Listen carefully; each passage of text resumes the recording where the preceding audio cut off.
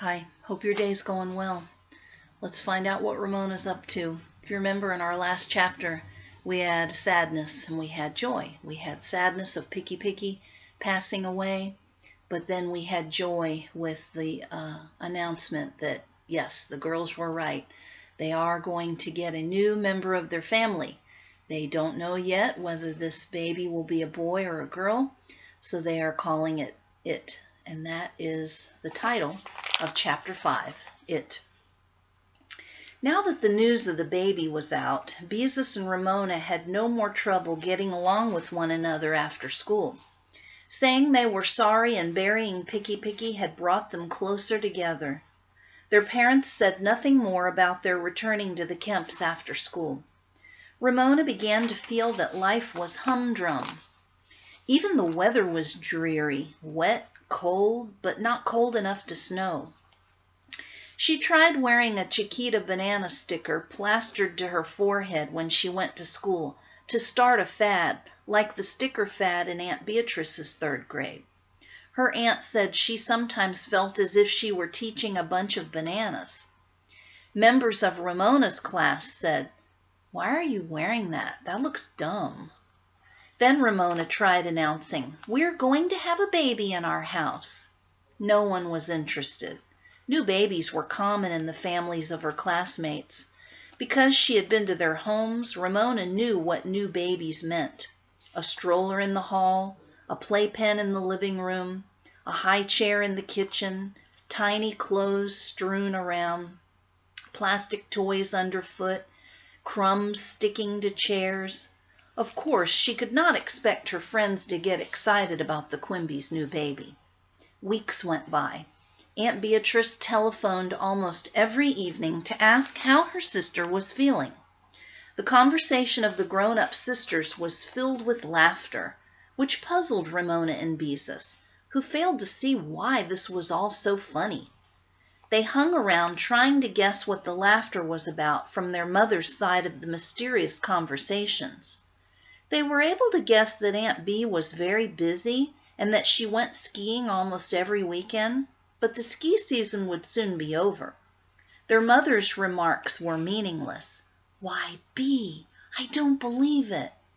"What did Michael say?" No, I won't tell the girls." Both Beezus and Ramona pounced on their mother when that conversation ended. "What won't you tell us?" they demanded. "If I told you, you would know," answered their mother. "Mother," protested Ramona, "you're just plain mean." "Yes, exasperating," said Beezus. "Me?" Mrs. Quimby looked innocent. "Mean? Exasperating? Where did you ever get that idea?" "Did Michael ask Aunt Bee to marry him?" demanded Beezus, eager for romance. "Not that I know of," answered their provoking mother. Ramona stomped her foot. "Mother, stop it. You're getting to be as bad as Howie's Uncle Hobart, always teasing." "Heaven forbid that I should be like Howie's Uncle Hobart," answered Mrs. Quimby, still teasing. "I'll have to try to mend my ways." Ramona was strict with her mother. "See that you do," she said. "I don't like mysteries, except in books."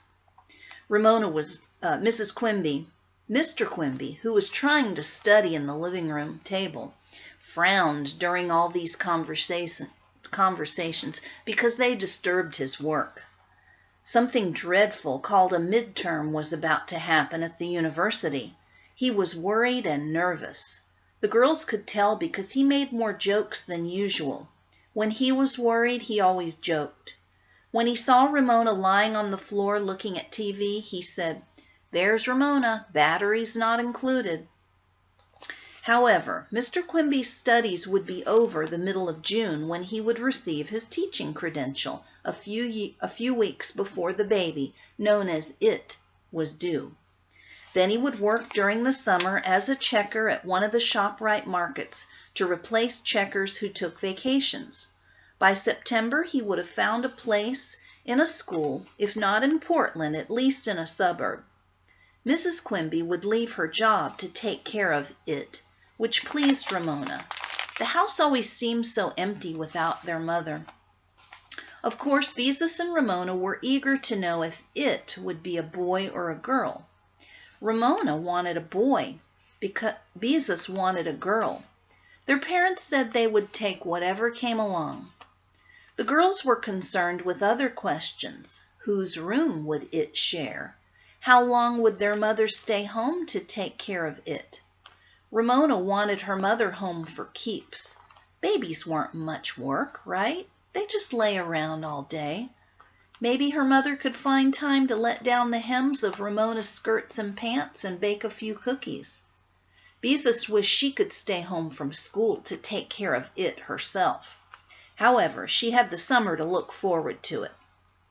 Mrs. Quimby said that after the girl's father found a job and it was a few months old, she would like to take some evening courses at the university. "And I'll take care of it while you study," said Beezus. "Enough of it," said Mr. Quimby. "No child of ours is going to be called It Quimby. Think how everyone would laugh when the teacher called the roll. How would you feel introducing your new brother or sister by saying, 'This is it'? And every time anyone said, 'I don't like it,' about bread pudding or some TV show, its feelings would be hurt." The family agreed that of course the baby needed a real name. Robert Quimby Jr.? Maybe, if it turned out to be a boy. Mrs. Quimby said the baby would not be named after herself because she had never liked being called Dorothy. Ramona thought Aston Martin would be good for a boy. She had heard the name someplace and thought it sounded nice. Beezus preferred Gary or Bert for a boy and thought April was a pretty name for a girl. Except it would be born in July, which was not a name for a person. Okay, we'll stop there. We'll hear more about it next time.